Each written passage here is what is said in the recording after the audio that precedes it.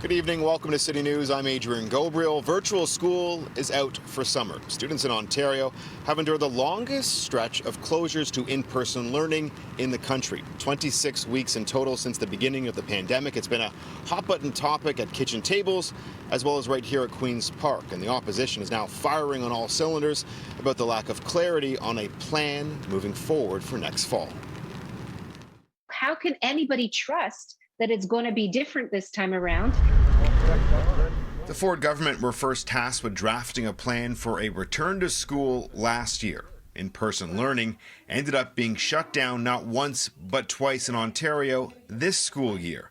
This is what the education minister had to say in the spring of 2020 when asked about a plan for a safe return to school for this past September. I think fundamentally it includes elements like you've suggested. The spacing is going to be critical, and we want to see kids return in September, but we want to do that once we have a program in place. And for families out there, you will know the details. You will know the plan for September by the end of June. Speaking one-on-one with City News this week, this is what Stephen Lecce had to say about the current plan for schools next fall. We have committed ourselves to a full-time, in-class, more normal and safe learning environment for working in partnership with pediatric experts, including Instant Kids, and of course, Dr. Moore, the new medical officer of health. For a second straight year, a new pandemic plan for a return to school is being drafted, though we're told it's still weeks away from being made public.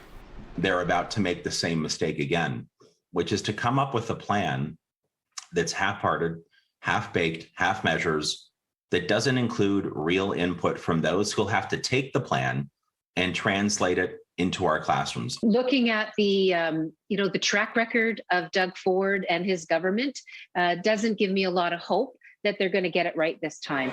The province has provided funding that's being used to upgrade ventilation in schools, but it's time-consuming, slow work. One of the most vocal epidemiologists in the province during this pandemic believes the provincial government should be focusing much of their efforts on planning for elementary schools. It's the primary school group that we're most concerned about because they will not be vaccinated in September. They might be by November, but not in September. And so what you have there is structured large gatherings of unvaccinated people. That is going to define outbreaks in the fall. That doesn't mean that schools are going to be necessarily all that dangerous, but it means that if we put our heads in the sand and just assume everything's going to be fine, we may end up in a lot of trouble. As the old cliche goes, the best laid plans, well, they might fall apart. It's still unclear how the Delta variant will impact children, especially those who are too young to receive a vaccine. Now,